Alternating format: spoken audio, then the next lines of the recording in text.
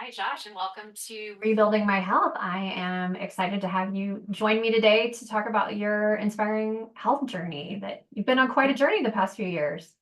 It has been, yeah. It's been 3 years that I would have not expected to take place, but I'm excited to be here and excited to talk through some of it and hopefully get some information out there to others.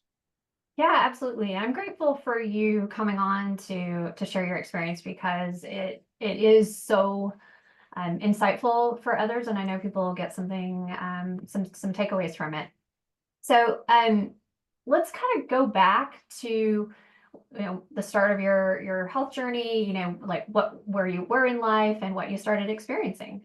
Sure. Yeah. So it started back in 2022. I had done a blood draw for work where we get like an HSA incentive if we do a routine blood workup every year. So went into that not really thinking that anything was wrong. I'd been experiencing like some tiredness and some appetite stuff, but nothing that I thought was going to be anything major. So I just went in like I'd done before and was expecting to get my HSA contribution. Ended up getting a call from a nurse saying that I needed to go to the ER right away. My A1C at the time was 12.7, and my blood sugar was in the 300s at the time of the blood draw. So they were basically saying, you need to go in now, something's wrong. So I went in, uh, got checked in, basically to keep it kind of short, got diagnosed with type 2 diabetes just because of my age and the way that I had looked. They didn't think that type 1 was possible. I left the ER thinking that didn't really match up with how frantic the nurse was. The doctor at the time gave me some metformin, like a 3-month supply of metformin, and had said, like, you don't need a finger pricker or anything like this. Just take this twice a day and it should get better. Um, and my gut when I left the hospital was just like, that's not totally jiving with what the nurse was her urgency. So I did a quick Google search and pretty much self-diagnosed myself with type 1 diabetes in like 3 minutes because I read some of the signs, which were frequent urination, just an unwavering thirst where you can't get enough water, fatigue, and just like just a real tiredness that I hadn't experienced before. And those are the real common signs. And so, if, anybody or you yourself are going through just some serious fatigue, Yeah. um, uh, weight loss. I'm sorry, that was another big one is just unexplained weight loss. So if you're Mhm. losing weight and not really doing anything different, that's another big telltale sign along with the thirst and frequent urination. So I ended up making an endocrinology appointment, did some additional blood work, and was diagnosed as type 1 from that point. So Okay. um, yeah. Yeah.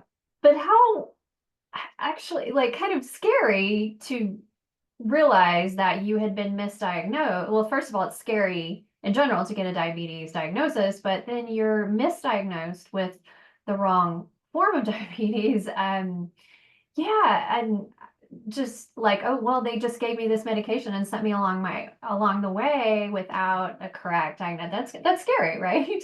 It was, yeah, and I think what some of it comes down to is that, we think that doctors are trained in everything. They know about all diseases and all specialties, and, I mean, Yeah. to be fair, that's just not the case. There's so much that's out there, and I think what happened in my situation is that most type 1s, at least up until the last couple of years, had traditionally been diagnosed as children. And that usually comes from some sort of a trigger, like a virus being, like mono or chicken pox or something like that. And so adults typically aren't diagnosed as type 1s. And that's actually changing. And some of the big foundations are rebranding their names because of that, because it is becoming more often that older adults, in the 30 and ups are actually getting type 1 diagnosis. And so I think that might have been what happened is, going through school, we learned that children are diagnosed with type 1. And if an Mhm. adult comes in with high blood sugars, it's normally type 2. So I think that could have played into it. You were kind of following more the pattern that they typically see. So Mhm. that makes sense. And one thing I'm curious about, because I've heard this, but I don't know if there's any backing, like research on it, that COVID has kind of increased type 1. Is that something that you've heard, that there's a correlation? I think that's my case. You think I that's I your had case? the Yeah. first strand of COVID, when Oh, it first had come out. yeah. I actually got it on our honeymoon, and it knocked me out. I mean, it was 3 days on the honeymoon and then about a week once we got home. And I was able to get in and, like, get the test done and confirmation that it was COVID. My symptoms from COVID were, the loss of smell and taste and just crazy tired with a fever and all that. Mhm. And after the COVID went away, everything was back to normal for a couple months.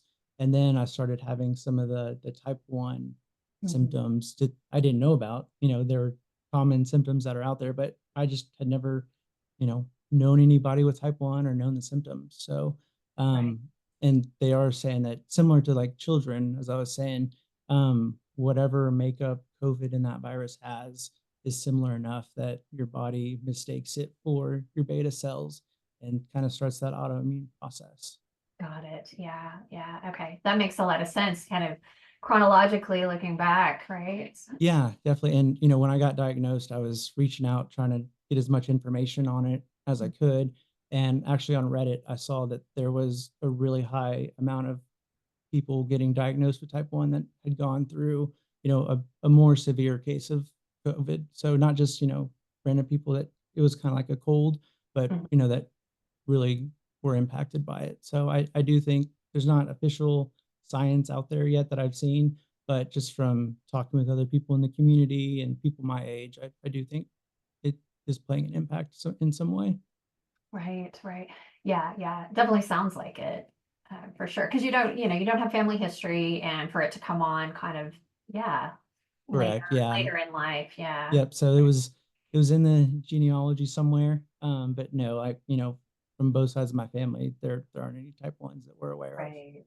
Yeah, yeah. Interesting.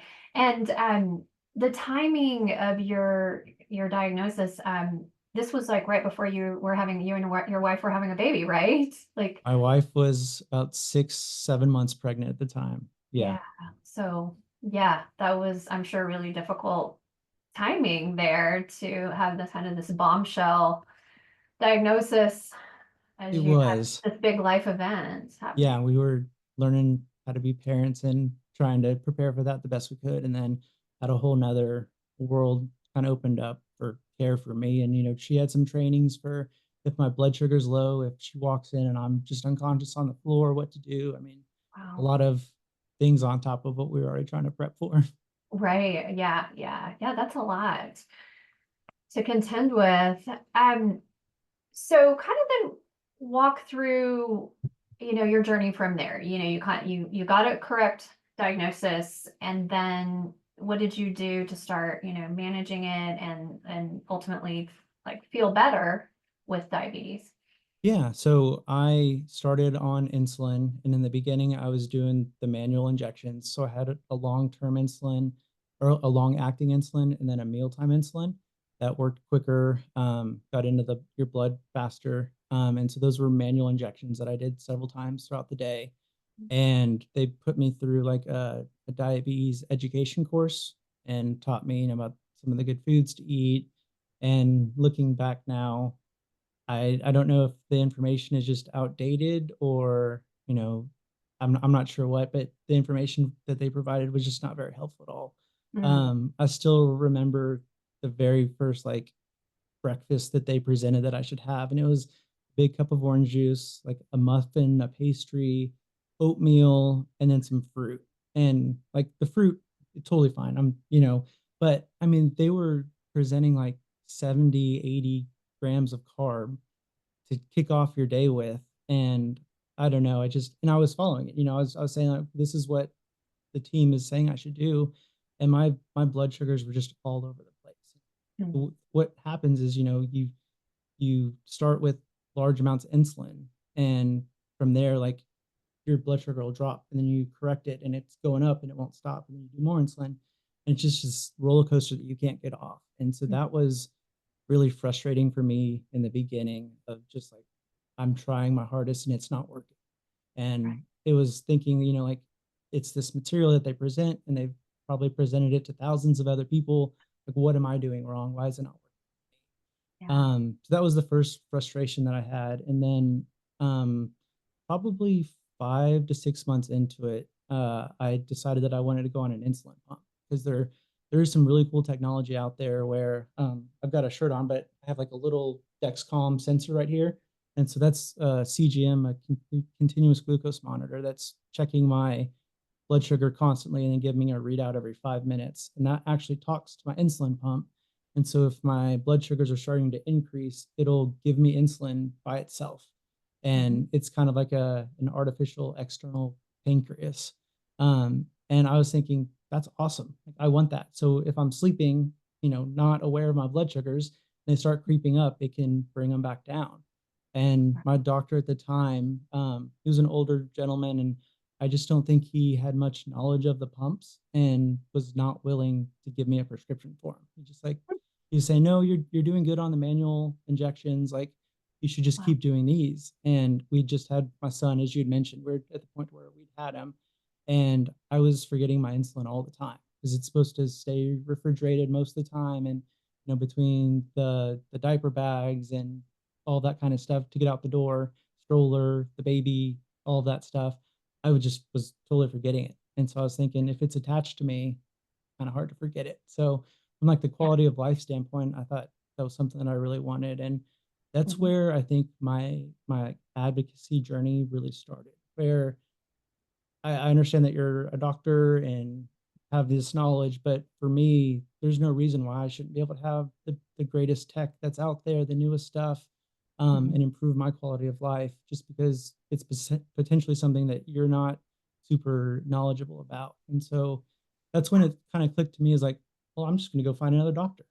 Yeah. If he won't give me what I want, and it's not like I was asking for something that was outrageous. I mean, it's something that's FDA approved and Yeah. 100,000 people have. So I actually went and found out another doctor. It actually took a couple different ones to find the one that I'm at now, who's just been super supportive and is, someone who's up to date with the newest tech. That's honestly what more of our conversations are is, the new trends in diabetes, new studies that are ongoing. And Mhm. that's what I wanted in a doctor. And so I was able to Yeah. find that. Yeah, to have a doctor where, yeah, you can have a conversation and talk about, this is, I read about this, let's talk about it, the pros and cons, and yeah, and somebody who's going to be supportive of your decisions. Yeah. Definitely, and it's a partnership. I mean, there's people who wanna go in and just be told what to do, and that's fine, if that's where you're at and you just want someone to say, "This is protocol and treatment that you need to do." But for me, that wasn't the case because I was frustrated with my management, and I knew that this was something that could help me. Mhm. It's a partnership, and you've gotta feel comfortable and able to talk to them about your needs and wants.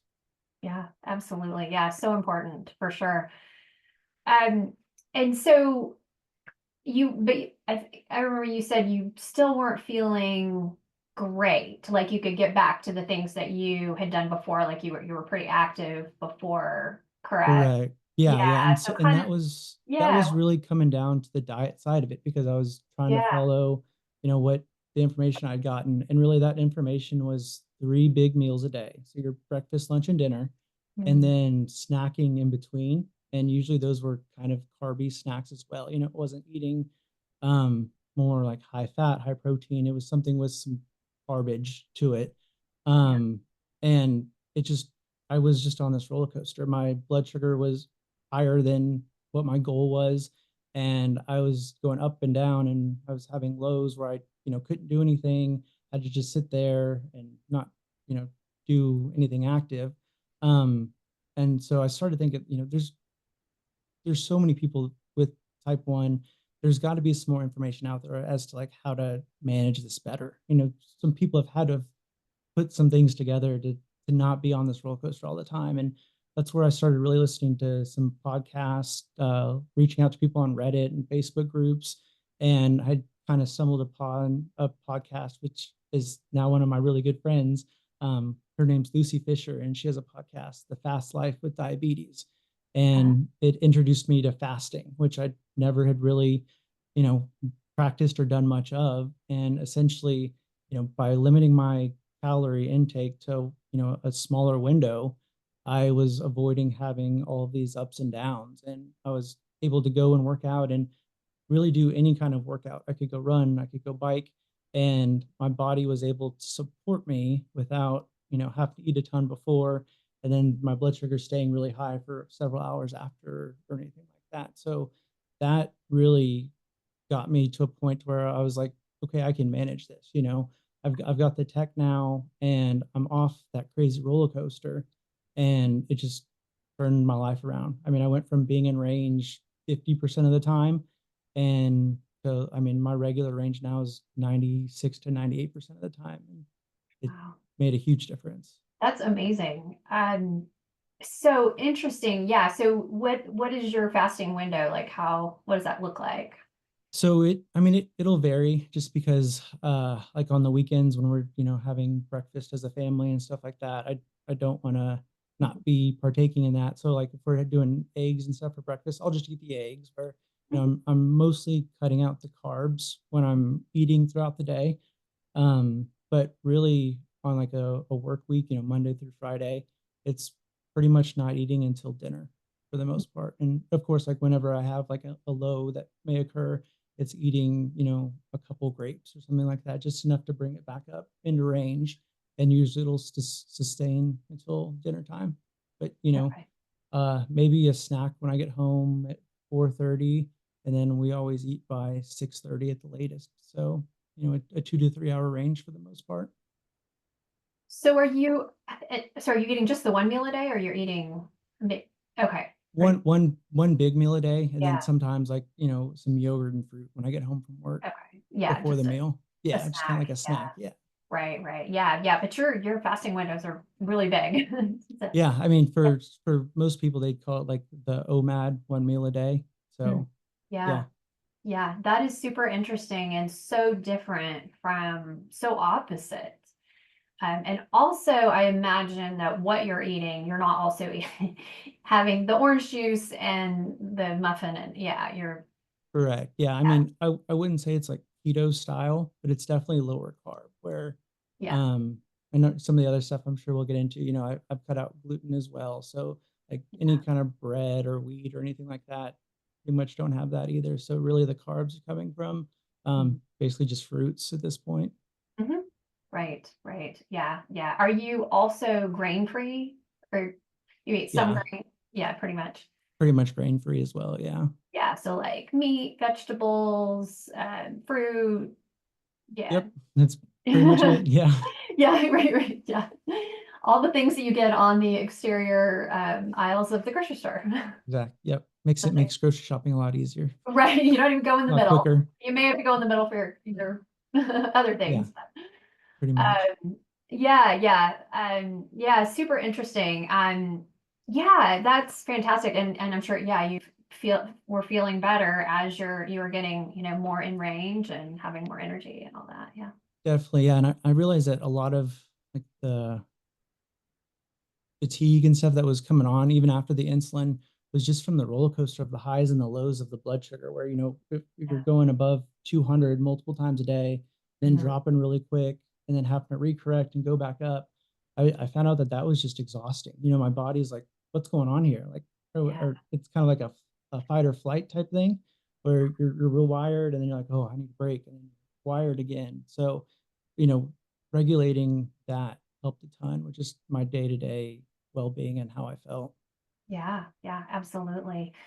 Yeah, that's fantastic. And then Josh, you also had you just as you were kind of getting your diabetes under control, you had some other stuff come up. Chat about that.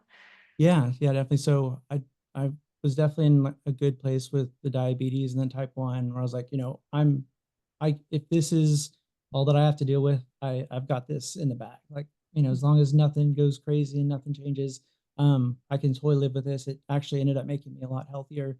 My diet got a lot better. I was more focused on exercise and being active just to help maintain my blood sugars. But then my back started getting really, really stiff, and like it wasn't I slept wrong, or I lifted something wrong. I had to tweak my back. it was literally from like the bottom of my skull all the way down to my hips and sciatic area where it was just tight. It was like a always in an engaged, like ready to go state, and there it wouldn't relax. My wife would kind of poke at my back. And it was just like I was flexing the whole time, like being tickled or something. Mm. And that went on for several months, and like stretching, foam rolling, doing the sauna, nothing really seemed to be helping. Like it wasn't going away, and it seemed to be getting a little worse. And so I went and tried a new primary care physician. They did a really in-depth blood work pull, and one of the tests that they did was a GAD65 antibody test, and that's an autoimmune marker that they'll run. And type 1 diabetics, they will usually get flagged for that one. I think like the normal range is 0 to 5, and type 1 diabetics will usually be elevated, somewhere in like the 50 to 60 range sometimes, but Mm. the scale drops off at 250. And so like if that was 250 on my blood work, my like number was up even higher than that. It didn't say the exact value, but it was like double whatever the Off the bar was. charts. Yeah, exactly. And so that's an indicator for something called stiff person syndrome. Celine Dion came out about a year and a half ago and brought a ton of awareness to it. And it's a disease that your body essentially starts locking up. Your muscles are in this engaged state all the time. You can have some tremors and cramping to where it's kind of like a Charlie horse, but it'll go on for hours. There's nothing that you can really do to calm it. And so that was what that doctor at the time was saying is, all of your symptoms and the pain that you're having and just the ongoing flare-ups where you're not getting any relief, they align with this. And he'd actually seen a couple other patients that he was treating, and he said, I'm not the correct practitioner to give you a diagnosis. You're going to need to see a neurologist or something like that to get an official diagnosis. But he's like, if I could, that's what I would give you right now. Right. And my next question was, okay, so how do we treat this? What do we do? And his answer was muscle relaxers. Mhm. And for me, I was just like, that's that's it. That's not an option. Like that can't be it because I'm 30. I was at the time 30 years old. It's like I have a 2-year-old. I drive to work every day.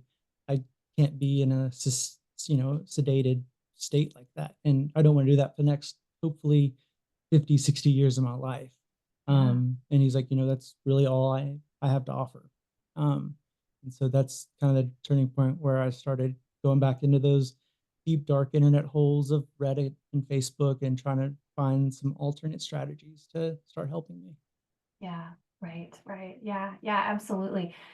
And so that led you to you found a local clinic that could help you approach it from a different perspective. Yeah. Kind of Did exactly, yeah. maybe And talk about what worked and what didn't work. yeah, and so actually I went into this clinic just because they were a pain management clinic. That was the initial reason Oh. that I went in. They did chiropractic, Mhm. some of the stem therapy stuff, muscle massaging, and different trigger point injections. And so I went in and told them the backstory, and they're like, we haven't really dealt with anything like this, but we have a bunch of techniques that we think will help. And they definitely helped. In the sense that it wasn't getting worse, but it wasn't getting significantly better. And so it was a 12-week program. And at the 6-week mark, we did a reevaluation, and everything was the same. I mean, my flexibility, my pain, my range of motion, all that. And they were kind of like, well, this isn't working. Need to try something else. We'll keep doing these therapies because they do give some relief, but we're not getting at the root cause. And it's not making a difference what we're doing right now. And so then they introduced me to their functional medicine side of the house, and we started doing, really in-depth blood work where I'd never seen anything like it. I actually went into Quest to have it done, and the lady like looked down, looked up at me, and she goes, "You know how much blood I'm about to take?" I was like, "I don't, but don't tell me because it sounds like a lot." And so I mean, it was It's like, probably how many tubes are they gonna take? yeah, and, it was I think it was 10 or 11 little of the blood work vials that they ended up taking, and Yeah, she said, "If I could take your picture and put you on the wall, you'd be my most blood pooled," or something like that, the record holder. exactly, yeah, and so, I mean, it was in depth, and then they did, a stool test as well, and then, some saliva samples to check my cortisol and stress and all that, so it was in depth, and the report that came back was, I mean, pages and pages long, and, it had descriptions of what the test was and what the findings were, and we walked through all of that, and basically, my gut was a total mess. I wasn't absorbing any of the nutrition that I was eating. Um, and it was just filled with the bad gut bacteria that there is. You have good gut bacteria. Mine was pretty much non-existent. It'd just been overrun by the bad. And so only bad things were going off into my body rather than, the good nutritional food that I was trying to eat. My cortisol was just totally messed up. There's a trend profile that you're supposed to follow. Mine was the exact opposite. So my cortisol was really low in the mornings and just like skyrocketing in the evenings when you're supposed to be kind of winding down, getting ready for bed. Mine was getting ramped up. So my sleep was just Yeah, terrible. I wasn't getting deep sleep. Um, and my homocysteine, which is a marker for inflammation, was like at 12.2 or something like that. And they were saying that they wanted to get mine down into a range of like 6.5. So I was roughly double of what their goal was. And that was all blood work and markers that I'd never heard of before. right. Yeah, yeah, yeah, your conventional doctor was probably not running. They weren't really looking into, kind of all of these other systems Right. to try to connect it to your pain. And yes, I'm sure that was really eye-opening. So then what were the sort of foundational steps that you took to going forward to kind of fix all of it? Right. And so we ran through the blood work and the findings, and they were saying, this is out of range. We do these kind of things to bring it back in range. And at the end of the meeting, I was kind of like waiting for okay, so what's wrong? Like, what's the diagnosis? What are you going to title me with? And the doctor basically said that we don't do that here. I'm not going to give you, like a stiff person syndrome diagnosis or a rheumatoid arthritis diagnosis. We're going to take all of these puzzle pieces that are messed up with you, and we're going to approach them and try to bring them back all into range and bring your inflammation down, get your gut healed, get your nutrients and macros going back in the right direction, and we're going to get you relief from the pain you're feeling by doing these things. And so for me, that was just something out of this world. Like, what do you mean I'm not going to get a diagnosis? Like, Yeah. I I felt like I needed to know what to title it as, and he was like, "You can title it whatever you want, but we're gonna get a different protocol than what you're doing, and we're gonna address all these variants that are out of range, and when we bring them back in, whatever you wanna call that you have is gonna be a whole lot better." Mhm. And Yeah. and so, yeah, it was, a lot of diet changes. I implemented the AIP diet, which is the autoimmune protocol, and you basically treat it as an elimination diet. You do it for the protocols vary, but I did it for basically a month where you remove all of the trigger foods. So that's like gluten, dairy, nuts, coffee. I mean, just really anything that has the potential of giving you some kind of a flare up. And then you slowly reintroduce them, a week at a time, going from the lower risk things up to higher risk things like dairy and gluten. And went through that and have reintroduced pretty much everything other than gluten. So we identified gluten as one of the big triggers. And one of the flare ups that I had what I thought was gluten free pizza that I think wasn't so gluten free. So the one time that I may have been kind of exposed to gluten, I I had a really bad flare up. So we did that, and then a lot of different supplements. They gave me a good list of supplements to focus on my gut biome, taking some probiotics and prebiotics, Mhm. electrolytes, and then, vitamin B, D, C, pretty much down the alphabet to start with, to make up for all of, what my gut wasn't absorbing, and, try to supplement for those. And we've weaned off a lot of those over the last 9 months and doing work with them as we've done more blood work and things are coming more back in range.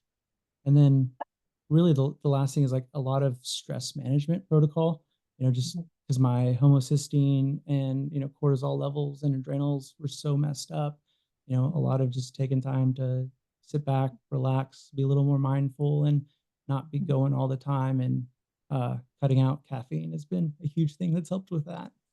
Oh, okay. Yeah, another big one with the adrenals. Yeah, I can't have coffee. I can have like a little bit of, green tea, but no coffee.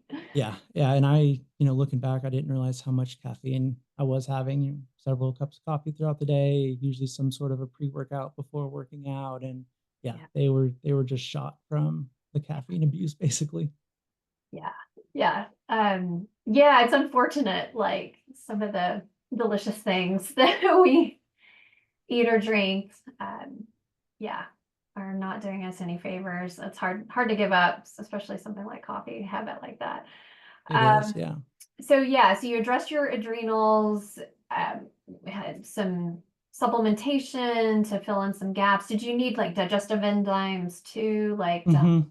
yeah. Yep, yeah, that was I kind of bucketed some of those things in with the supplementation, but yeah, so some glutamine, the digestive enzymes, Mhm. probiotics, used berberine, Mhm. and, the first round, because there was so much bad bacteria in there, we didn't really get a good look of what exactly could be, really flared up. But the second round of blood work, we were able to identify that, things had calmed down, but I still had SIBO that was playing a part of some of my digestion and absorption issues. So, last couple months we've been working on that, and they put a Mhm. protocol together, and yeah, it's all been, things you can buy off Amazon or at your local CVS. There's nothing, no prescriptions to it. Yeah. And for the most part, they're saying as long as you make sure it's coming from a clean source, you don't need to buy the $80 package, the $25 one, as long as it's organic and, clean, that's perfectly fine. Right, right. Yeah, yeah, absolutely. Yeah, yeah. So fantastic. Amazing. And I'm sure it must have given you sort of this sense of hope and control, like, oh, okay, now I know like what we're targeting here. I mean, yeah, you didn't get that specific diagnosis, but you had a lot of other things to focus on and go, okay, let's see what we can control here. Definitely. Yeah, and it was a lot to take on in the beginning. I mean, like I felt like I was basically eating chicken and broccoli, vegetables with a couple things of fruit for every Yeah, meal in the beginning. yeah. Just doing the exclusionary diet. But then, week after week, really started feeling better. My energy was coming up. I was sleeping better. I remember telling my wife we were on vacation. I remembered my dream last night, and she's like, that's good. And I was like, I haven't done that in years. Like I can't remember the last time I remembered any kind of a dream, good or bad, at all. Yeah. And so things like that started, like that I had not noticed were not necessarily wrong, but Mhm. I just one day never realized that I wasn't dreaming anymore. Yeah. My dandruff cleared up. I've been using special shampoo for years, and that had cleared up. So things that I had kind of just assumed were who I was and a part of me, um, started clearing up from doing these different protocols and seeing those results and just feeling so much better. Really was like, I'm doing this. I'm not just taking a pill. I'm doing the work and it's paying off. Right. Yeah, yeah. Yeah, and that keeps you going and inspires you to do more, when you really see the payoff like that. Yeah, And and yeah, I was gonna say, I think it kind of keeps you like you mentioned, keeps you going, where every time blood work comes back now, it's not so much of a, "Oh my gosh, what's gonna be wrong?" But it's, we're finding something and the team's gonna help me address it, and I'm gonna feel better by doing it, so it's almost exciting in a weird way to yeah, find things that are wrong with you because you know that you have the power to address them and fix them. Yeah, yeah, right, right. It's kind of like, I know that feeling. You kind of geek out, like, oh, they found something interesting on my lab work. So like, let's, go to work at fixing it. And um, so how's your pain now and your energy and all that? It's overall been really good. I would say in the April timeframe of this year is when things really dropped off, and my pain before was probably like at a 9 daily. I got down into like to a 3 or 4, whereas I was kind of back in the space of where I was with the type 1. I was like, I know how bad it can be, or like, what bad feels like. And if waking up with some stiffness, or like after a long car ride, if that's all I have to deal with, sign me up. Like, this is the worst as it gets. I can do this. Yeah, And for the most part, it's been that way. I have had a couple flare ups. I mentioned earlier, we went on a trip for a wedding, and the hosts were great and tried to have gluten free pizza for me. I just, and that, it may have fully been gluten free and it could have been something else, but it's kind of all that I could chalk it up to be. Right when we got back, I had a really bad flare up for about 2 weeks where the stiffness and the tightness and the fatigue and all of that, the brain fog really came back. mhm, um and after kind of re-implementing the AIP and cutting everything bad out, got back on the good track and was feeling good again. And then unfortunately this last week I've had some sort of a virus that has kind of knocked me out and brought a lot of the symptoms back. So yeah, um, today, actually, I'm feeling way better. So there's been a couple small, short term flare ups, but overall, the pain and management has been way better. The energy levels are way better, and I'm able to get on the floor, play with my son. Way more cognitively there for work, and overall, just really improved. yeah, yeah. And you're a biker, you mountain bike, right? Is that Yeah. do Yeah. some biking and Yeah, my able to wife and I are be big active? into mountain biking. Yeah, and we actually last weekend took my son with us. So we got one of the little seats you put on your bike, and we, did an easy course and took him out with us, and he That's loved it. cool. So I bet. Yeah, that's super fun. Um, well, Josh, this has been so enlightening and inspiring, really, to just kind of see how you like took on each challenge and kind of found your way through and found the path that was right for you to ultimately feel so much better and, live the full life that you should be living. So tell us kind of about the community and podcast you started, inspired by all this. yeah, sure. So with both of these journeys, the potential stiff person syndrome diagnosis and then the type 1, I learned so much more on the internet and from strangers than I did in any of the doctor's appointments. I mean, there were people that would spend an hour of their time to get on the phone and talk to me, about ways to work out and manage my blood sugars. And these are just strangers that, they're not doctors, they're, you know, trashmen, they're teachers, they're, CEOs, and they're just all these different people that want to share their experience and their trials and tribulations to make other people's lives better. If they can share their story or give any help over an hour to save someone months of suffering, they're out there willing to do that. And I just was so moved by all these different platforms and people that have helped me along the way that I wanted to try to create my own in a sense. And so I've started a community called Rebel Health Collective, and it's a podcast mostly, and it's taking people's stories similar to mine, telling their journeys and things that they've done to really own their health, advocate for themselves, and just spread information to others who might be going through something similar. And the biggest thing that I've realized is that while a lot of chronic illnesses are different in a sense, they're individualized, there's a lot of overlap and parallels that can help people.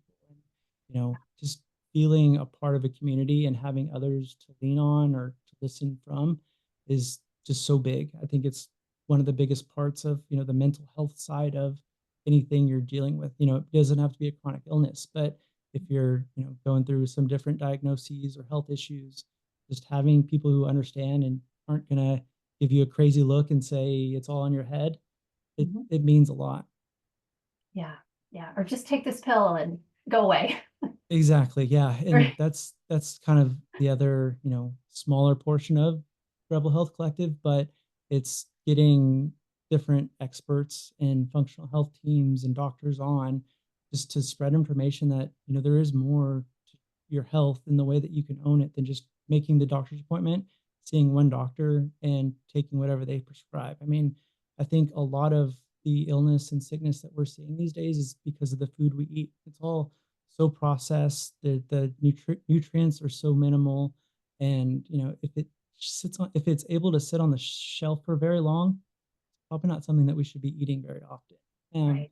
and so just by cleaning up my diet, I've fixed so many of the things going on with myself, and there's so many others that have done the same. Mhm. That's another portion is trying to spread that kind of information and Mhm. hopefully keep people from ending up being someone telling their story. Yeah. Yeah. Yeah, yeah, absolutely. Yeah. Yeah, well, it's awesome what you're creating to bring more of this information forward because it shouldn't be buried. And that's why I started my thing is it shouldn't be buried in private Facebook groups and Reddit. Like this, it needs to get out there. People need readily accessible information about what is actually working, and you pair that with hopefully a good practitioner like you have, to give you some lab work to get to work on your specific challenges. But um, Definitely. Yeah. yeah, yeah. But anyway, kudos to you and congratulations, for starting this. And yeah, I'm excited to see where it takes you and can continue following.